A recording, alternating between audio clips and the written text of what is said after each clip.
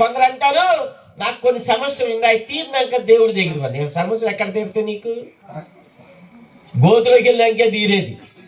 ఈ మధ్యలో అసలు తీరదు. ఆ గోతులోకి వెళ్ళే ముందు ప్రభువునందు నీవు రక్షించబడితే నీకు క్షేమం, లేకపోతే ఇంతకన్నా దౌర్భాగ్య స్థితికి వెళ్ళిపోతావు. ఇంతకన్నా అంటే ధనవంతుడు ఎక్కడికి వెళ్ళిపోయాడు? వారి సుఖంలో నుంచి యాతనలోనికి వెళ్ళిపోయాడు. వారి యొక్క సమృద్ధిలో నుంచి కనీసం చుక్క నీళ్లు లేని పరిస్థితికి వెళ్ళిపోయాడు. కళ్ళబొల్లి మాటలు కాదు, మోసం అంతకన్నా కాదు, సత్యం. మనుషులందరూ రక్షణ పొంది సత్యమును గూర్చిన అనుభవ జ్ఞానం పొందుకోవాలి. దేవుని వాక్యం సత్యం, ఆ జ్ఞానమే నీవు పొందుకోవాలి. ఆ సత్యములోనే నీవు నడుచుకోవాలి. బైబిలు దేవుని యొక్క జ్ఞానం, దీనికి మించినది ఈ లోకంలో ఇంకా లేదు. నీ నామమంతటి కంటే నీవిచ్చిన వాక్యాన్ని దేవుడు ఏం చేశాడు? గొప్ప చేశాడు. ఆ గొప్పదైన మేలుకరమైన దేవుని వాక్యం నీలో నెరవేరితే నువ్వేమవుతావు? గొప్పవాడి అవుతావు. ఇక అంతే. కనుక సత్యం తెలుసుకోండి ప్రియమైన వారలారా. గమనించారా? రక్షించబడాలి. రక్షణ విలువ తెలుసుకో. ఎంతమంది రక్షించబడాలి? అందరూ, భూమి మీద ఉన్న వాళ్ళందరూ రక్షించాలని దేవుడు కోరుతున్నాడు. యేసు ప్రభు ఈ లోకానికి రక్షకుడిగా వచ్చాడు. ఆయన పేరే రక్షకుడు. పాపులను రక్షించుటకు వచ్చాడు ప్రభు. చనిపోవటానికి వచ్చాడు. ఆయనతో సాటి అయిన వారు ఈ లోకంలో ఎవరు లేరు. తెలుసుకోండి సత్యాన్ని. అందరిలో ఒకటి కాదు దేవుడు. ఆయన ఒక్కడే దేవుడు. ఆయన రక్షించిన వారు ఆయనే, ప్రకటించిన వారు ఆయనే. గమనించారా? కనుక మన జీవితాల్లో రక్షించబడాలి. మరి ఎలా రక్షించబడాలి? నీ జీవితానికి ఒక ఆయన ఒక ప్రశ్న వేశాడు. అపోస్తుల కార్యములు చూడండి, 16వ అధ్యాయం. అపోస్తుల కార్యములు 16వ అధ్యాయం వచనం చెప్తారా? 30వ వచనం ఏమన్నారు? అయ్యలారా రక్షణ పొందుటకన్నారా? ఇంకేమన్నా అన్నారా? అయ్యా ఉద్యోగం రావటానికి నేనేం చెయ్యాలని ప్రార్థన చేయమంటారు. ఇక్కడ మంచిదే, దేవుడు ఉద్యోగాలు ఇస్తాడు. అయితే దానికన్నా ముందేం చేయాలి? అయ్యలారా నాకు గర్భఫలం లేదు, గర్భఫలం దయచేయమని ప్రార్థన చేయమంటున్నారు. ఇట్టట్లు ఎక్కువైపోయారు. ఇప్పుడు ఎక్కడికి వెళ్ళినా ఇవే వస్తున్నాయి. మాకు చేస్తున్నాం, ప్రార్థన చేస్తున్నాం, దేవుడు ఇస్తున్నాడు కూడా. వీటన్నిటికన్నా ముందు ఏం కావాలి నీకు? అయ్యలారా రక్షణ పొందుటకు నేనేమి చేయవలెను? ఏమన్నాడు? అందుకు వారు, చూడండి ఎంత సూక్ష్మో రక్షణ. దేవుడు నీ కోసం అంతా చేశాడు.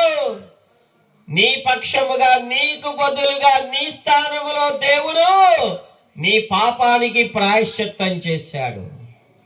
శిలువ బలియాగం ద్వారా మనకు వచ్చినది, ఆయన కృప ద్వారా మనకి వచ్చినది. ప్రభు అయిన ఏమన్నాడు? అందుకు వారు ప్రభు అయిన యేసునందు విశ్వాసముంచుము. విశ్వాసము ద్వారా రక్షణ, కృపచేత రక్షణ. ఈ రాత్రి వేళ ఈ చిన్న అవకాశాన్ని, ఎంత విలువైన రక్షణ నీవు పొందుకోపోతే నీ బ్రతుకికి ఇంతకన్నా దౌర్భాగ్యం ఇంకొకటి లేదు. పెద్దవారైనా చిన్నవారైనా చాలా మంది అంటారు మేము ప్రార్థనకి వెళ్తున్నాం అంటారు. రక్షించబడ్డామంటే ఇది మాట్లాడరు. ప్రార్థనకు వస్తే రక్షించబడాలి. రక్షించబడ్డావంటే బ్రతుకు మారిన జీవితం. ఇది లేకోకుండా నువ్వు ఎన్ని చేసినా రక్షించబడినట్టు కానే కాదు. ఎలాంటి నువ్వు బుద్ధి లేని కన్యకు. అర్థమవుతుందా? వెళ్ళారా పల్లవ రాజ్యానికి వాళ్ళు తలుపు వేయబడినానికి ఇక అర్థం మొదలెట్టాడు. ఇక అయ్యా అయ్యా మాకు తలుపు తీ. రేపు జరిగేది అదే. నువ్వు రక్షించబడకపోకుండా ఉంటే దేవుడు రాబోతున్నాడు.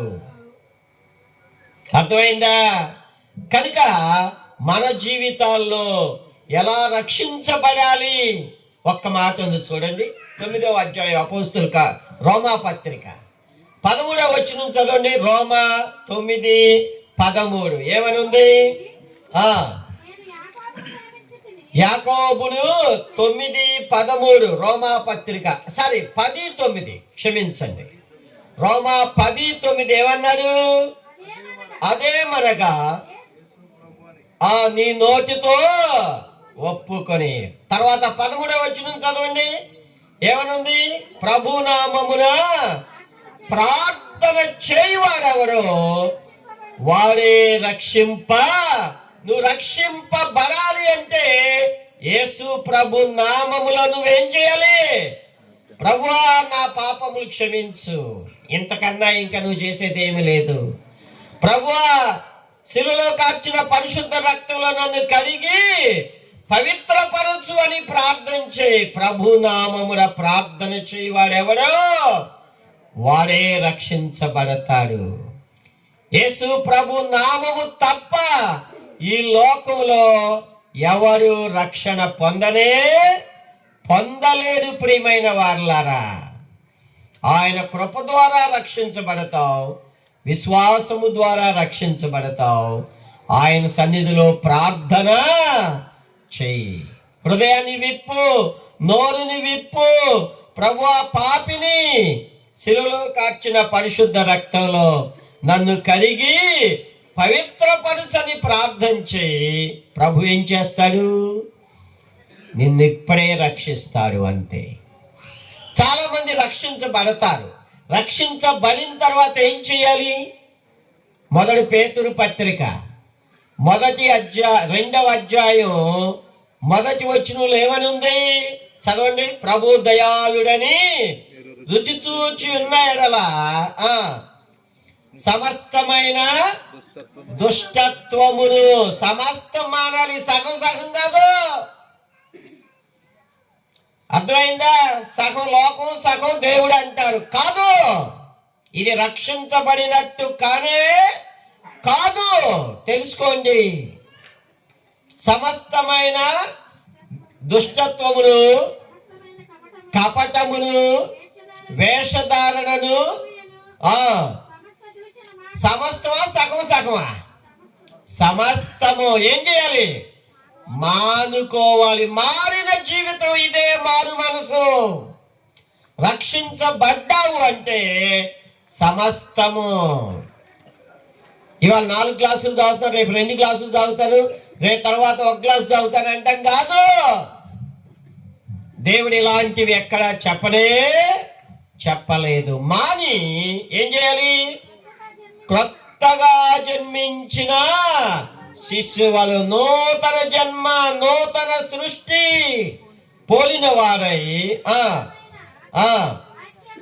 పాల వలన అది మనం నేర్చుకో. రక్షణ అన్నది ప్రారంభం మాత్రమే. రక్షణ విషయంలో నువ్వేమవ్వాలి? ఎదగాలి. రక్షించబడిన తర్వాత ఫలించాలి.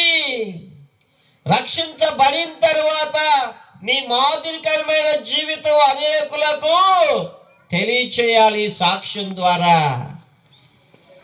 ఇవేమీ లేకుండా నేను రక్షించబడ్డానది. నువ్వు రక్షించబడింది? క్రియలు లేని విశ్వాసం మృతం. ఈ మృతం నువ్వు పరలోక రాజ్యానికి వెళ్ళావు. సోమరువైనా చెడ్డ దాసుడు అవుతావు. వీడి కాళ్ళు చేతులు కట్టి ఎక్కడ వేయాలి? వెలుపటి చీకటిలోనికి త్రోసివేయండి. అక్కడ ఏసీ ఉంటది. మంచి ఫ్యాన్లు లైట్లు ఉంటాయి అన్నాడా? అక్కడ ఏడ్పును పండ్లు కొనుక్కుంటా ఉన్నది, జాగ్రత్త. రక్షించబడ్డానని చెప్పి మారిన జీవితం లేకపోతే పరలోక రాజ్యానికి వెళ్ళవు, జాగ్రత్త. నీ రక్షణ నిన్ను ఎక్కడికి తీసుకొని వెళ్ళాలి? చూడండి ప్రియమైన వారులారా, ఎక్కడికి తీసుకొని వెళ్ళాలి? మనకి 1 పేతురు పత్రిక 1వ అధ్యాయం 5వ వచనం చదవండి. అదుగో కడవరి కాలమందు బయలుపరుటకు సిద్ధముగానున్న, ఏంటో తెలుసా ఈ రక్షణ? కడవరి కాలమందు బయలుపరుటకు సిద్ధముగానున్న రక్షణ అంటే ప్రభు రాబోతున్నాడు. ఈ కడవరి దినాల్లో, ఈ అంత్య దినాల్లో ప్రభు రాబోతున్నాడు. రక్షించబడిన వారిని శాశ్వతంగా ఈ లోకం నుంచి విమోచిస్తాడు, రక్షించి తీసుకొని వెళ్ళిపడతాడు. ఇది కడవరి కాలమందు బయలుపరుటకు సిద్ధముగా ఉన్న రక్షణ. ప్రభు మధ్యాకాశంలోనికి రాబోతున్నాడు. రక్షించబడిన వారందరూ రెప్పపాటులో మార్పు చెంది ఎత్తబడతారు. నువ్వు ప్రార్థన చేస్తానని మానకుండా కూర్చున్నావు, నువ్వు ప్రార్థన చేస్తానని ఒక్క క్రియలు నీలో లేవు, గుడి ఎగ్గొట్టావు, ఇలాంటి మీటింగులు ఎగ్గొట్టావు, దేవుని సాక్షిగా నోరు విప్పలా, ఏమీ చేయలా, క్రియలు లేని విశ్వాసం మృతం. భక్తిహీనుడు నువ్వు, ఎత్తబడవు, జాగ్రత్త. మనం ఏమంటాం? అందరూ ఎత్తబడిపోతాం, పరలోకం ఏంటో తేలిగ్గా ఉండట్టు. మనం అనుకున్నంత తేలికది పరలోకం కానే కాదు. తెలుసుకోండి సత్యాన్ని. రక్షణ విషయంలో ఎదగాలి. నువ్వు నీ పొందిన రక్షణ నిన్ను పరలోక రాజ్యానికి చేర్చాలి. కడవరి కాలమందు బయలుపరుటకు సిద్ధముగా ఉన్న రక్షణ. ప్రభు రాబోతున్నాడు. రక్షించబడిన వారు మాత్రమే ఎత్తబడతారు. మారు మనసు పొందిన అనుభూతులు ఉన్నవారు మాత్రమే ఎత్తబడతారు. అంతేగాని అందరూ ఎత్తబడరు. సంఘం అంటే ఏంటి? ముడతుందా? కలంకం ఉందా? అట్టిది మరి ఏదైనా ఉందా? పరిశుద్ధమైనదిగా, నిర్మలమైనదిగా, వాక్యముతో ఉదక స్నానం చేయించిన సంఘం. అంతేగాని నీ ఇష్టానుసారంగా ఉండి ఎత్తబడతానంటే నిన్ను నువ్వు మోసపుచ్చుకుంటున్నావు. ప్రార్థన చేసేవాళ్ళు నీ బ్రతుకు ఎలా ఉందో ఒక్కసారి వెనుక తిరిగి చూసుకోండి. ఆరాధన చేసేవాళ్ళు మీ బ్రతుకు ఎలా ఉందో ఒకసారి వెనుక తిరిగి చూసుకోండి. ఎత్తబడే గుంపులో ఉన్నావా, విడవబడే గుంపులో ఉన్నావా? దేవుని యొక్క ప్రవచనాల ప్రకారం ఇప్పుడు జరగబోయే మొట్టమొదటిది ఇదే. మధ్యాకాశానికి ప్రభు రాబోతున్నాడు. రక్షించబడిన వారు రెప్పపాటులో మార్పు చెంది ఎత్తబడతారు. నామకార్థంగా ఉన్న వాళ్ళు, సార్థి సంఘాన్ని గురించి ఏం చెప్పాడు దేవుడు? నీవు జీవించుచున్నావున్న పేరు మాత్రం ఉంది కానీ మృతుడే పరలోక రాజ్యానికి వెళ్తారు. ఇలాంటి వాళ్ళు వెళ్ళవు. లవోదిక సంఘం గురించి చెప్పాడు. నువ్వు గుడ్డాడురా, నువ్వు నువ్వు దిగంబరుడురా, నువ్వు. ఇలాంటి వాళ్ళు పరలోక రాజ్యానికి వెళ్తారా? అంత్యకాలంలో ఉన్న సంఘం ఇలాగే ఉంది, జాగ్రత్త. ఈ రాత్రి వేళ నీ యొక్క రక్షణ ఎలాంటిదో, నీ బ్రతుకు ఎలాంటిదో, నీ ఆత్మీయ స్థితి ఎలాంటిదో నువ్వు పరీక్ష చేసుకుంటానికి సభలు పెట్టాడు. ప్రభు రాబోతున్నాడు త్వరలో. సిద్ధంగా ఉన్నావా? ఒకవేళ నీ జీవితంలో సిద్ధంగా లేకపోతే బుద్ధి లేని కంజలు కలకలి విడవబడతావు. తలుపు వేయబడిన తర్వాత మళ్ళీ తలుపు తీసారా? కేకలేసిన తీసాడా?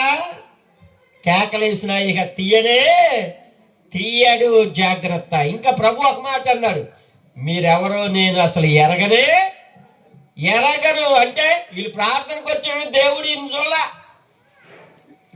వీళ్ళు దేవుని ఎరిగిన వారుగా వీళ్ళు లేరు. జాగ్రత్త.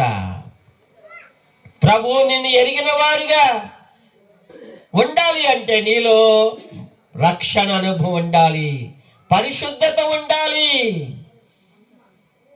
కనుక ఈ రాత్రి వేళ కడవరి కాలమందు బయలుపరుటకు సిద్ధముగా ఉన్న రక్షణ గుంపులో మనం ఉండాలి, కానీ నామకార్థ గుంపులో ఉండకూడదు. క్రియలు లేని విశ్వాసం మృతువైన గుంపులో ఉండకూడదు. దేవుణ్ణి ఎరుగుదమని కొందరు చెప్పుకుంటారు, కానీ వాళ్ళ క్రియల వల్ల వాళ్ళు దేవుణ్ణి ఎరుగమన్నట్టు ఉన్నారు. ఆ గుంపులో ఉండకూడదు. జాగ్రత్త. ఇంకా చెప్పమంటారా? మత్తయి సువార్త 23వ అధ్యాయంలో ఏమన్నాడు? వేషధారులైన శాస్త్రులారా, గుడ్డి పరిసయ్యులారా, ఇలాంటి వాళ్ళు ఎవరో పరలోక రాజ్యానికి వెళ్ళరు. వీళ్ళు భక్తిహీనులుగా విడవబడతారు అంతే. కనుక ఈ సమయంలో అమ్మలారా, అయ్యలారా, దేవుని యొక్క సత్యవాక్యాన్ని మనం వింటున్నాం. ఎలా ఉన్నావు నీవు? ఒకవేళ నువ్వు రక్షించబడలేదు అనుకో, ఏముంటది? ఇక ఇంత దేవుని వాక్యం విన్నా నువ్వు తృణీకరించి వెళ్ళావు అనుకో, ఏమిటి నీకుంటది? ఇక్కడే మీ పేపర్లోనే వేసాడు ఇదే సాక్ష్యం. ఏమన్నాడు? మార్క్స్ వార్త 16:16 ఏమన్నాడు? నమ్మి బాప్తిస్మము పొందినవాడు రక్షించబడెను. నాకు కాదులే, చూద్దాంలే, ఏంట్లా ఈ వాక్యం అని నీ ఇష్టానుసారంగా రక్షణ పొందకుండా ఇప్పుడే వెళ్ళిపోయావు అనుకో, నమ్మని వానికి ఏముంది? శిక్ష తప్పదు, ఉగ్రత తప్పదు, నరకం తప్పదు. జాగ్రత్త. కనుక ఈ రాత్రి వేళ గొప్ప రక్షణ, విలువైన రక్షణ నీవు పొందకపోతే ఇంతకన్నా ఇంకా దౌర్భాగ్యం ఇంకొకటి లేదు. రోమాపత్రిక 5వ అధ్యాయం 9వ వచనంలో ఒక మాట ఉంది. ఏమన్నాడు? చూడండి, ఒక్క మాట మనం చదివి ముగింపు చేద్దాం. రక్షించబడకపోతే ఏంటి నీ పరిస్థితి? కాబట్టి ఆయన రక్తము వలన తీర్చబడి మరింత నిశ్చయముగా ఆయన ద్వారా ఉగ్రత, రక్షించబడకపోతే ఉంది దేవుని ఉగ్రత ఉంది. 7 ఏళ్ల శ్రమల కాలం తప్పించుకునేవాడు ఎవడు లేడు. గొర్రె పిల్ల ఉగ్రత దినము, దానికి తాళజాలిన వాడు ఎవడు?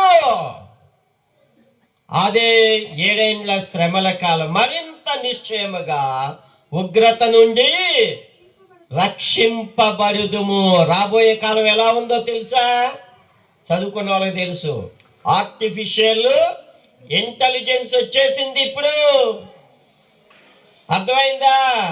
డిజిటలైజేషన్ వచ్చేసింది. క్రీస్తు విరోధి యొక్క 666 ముద్రకి 80% పైనంతా సిద్ధమైపోయినది. ఇంకా 20% ఉన్నది, బయలుపరచబడాలి వారి ప్రణాళిక. ఇక శ్రమల కాలం రాబోతున్నది. 7 ఏళ్ల శ్రమల కాలంలో రక్షించబడకపోతే ఉగ్రతలో నీవు ఉంటావు. తప్పించుకోలేవు. గనులు తప్పించుకోలేరు, గొప్పవారు తప్పించుకోలేరు. ఇలాంటి ఉగ్రత నుంచి నువ్వు తప్పించబడాలి అంటే నువ్వేమవ్వాలి? ఇప్పుడే నీవు రక్షించబడాలి. నమ్మి బాప్తిస్మము పొందిన వాడు రక్షింపబడతాడు. నమ్మని వానికి ఏముంది? పానీలను వదిలేస్తాడా దేవుడు? వదిలేడు. ఆదాము మొదలుకొని దేవుడు వచ్చే వరకు ఎంతమంది భక్తిహీనులు ఉన్నారు, అవిశ్వాసులు ఉన్నారు, దేవుణ్ణి ఎరుగని వారు ఉన్నారు. వాళ్ళందరికీ ఏముంది? వరుస ప్రకారము శిక్ష ఉంది. జాగ్రత్త. దేవుడు ఎవరిని విడిచిపెట్టే దేవుడు కానే కాదు. నువ్వు తప్పించుకుంటానికి కూడా అవకాశం లేదు. కనుక ఈ రాత్రి వేళ రక్షణ పొందకపోకుండా నువ్వు వెళ్ళకూడదు. తీర్మానం చేసుకో, ప్రభువా నా పాపం నుంచి నన్ను రక్షించని పాపివైతే ప్రార్థన చేయి. అవిధేయతలో ఉన్నావా,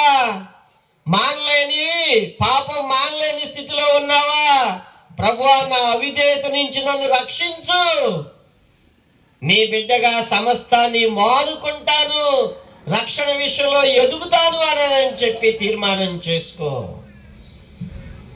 ఇంకా నీ జీవితంలో ఇంకా మోసపోతున్నావా, జీవించుచున్నావని పేరు మాత్రం ఉండి ఇంకా మృతంగా ఉన్నావా, రక్షణ క్రియలు లేకుండా ఉన్నావా, ఇప్పుడైనా నీ ఒక తీర్మానం చేసుకో. నువ్వు దేవుని బిడ్డవి అంటే నీ జీవితంలో ఏముండాలి? విశ్వాసమునకు తగిన క్రియలు నీలో ఉండాలి. ప్రార్థన, ఆరాధన, దైవభక్తి, సాక్ష్యం చెప్పటం, ప్రభు కోసం అనేకులు నడిపించటం, నీవు సిద్ధపాటు, ఇవన్నీ దేవుని యొక్క క్రియలు. సిద్ధపాటు క్రియలు నీలో లేకపోతే బుద్ధి లేని కన్యకలు పడి విడవబడతావు. ఇకంతే బయలుదేరతావు, నేను పెళ్లి కుమారుని ఎదుర్కొంటాను అనుకుంటావు, కానీ సిద్ధపాటు క్రియలు నీళ్ళు లేకపోతే నువ్వు విడవా పడతావు. ప్రియమైన వారలారా, కనుక ఈ రాత్రి వేళ నీ జీవితాన్ని ఒకసారి పరీక్ష చేసుకో. ఏ స్థితిలో ఉన్నా ఇప్పుడు నీ కోసం రక్షణ సిద్ధంగా ఉన్నది. ప్రభువా నన్ను రక్షించు, ఉగ్రత నుంచి తప్పించు, ఎత్తబడే గుంపులో నేను ఉండేటట్లుగా నాకు నీ యొక్క రక్షణ ప్రసాదించు, సిద్ధపాటును దయచేయనాయనని ప్రార్థన చేయి. ఇప్పుడే ప్రభు నిన్ను రక్షిస్తాడు, పరలోక రాజ్యానికి నిన్ను వారసులుగా చేస్తాడు. అంతకన్నా ధన్యమైనది, ఆశీర్వాదకమైనది ఈ లోకంలో ఇంకొకటి లేనే లేదు. అలాంటి రక్షణ అనుభవంతో మనం ఈ స్థలం నుంచి వెళుదుముగాక.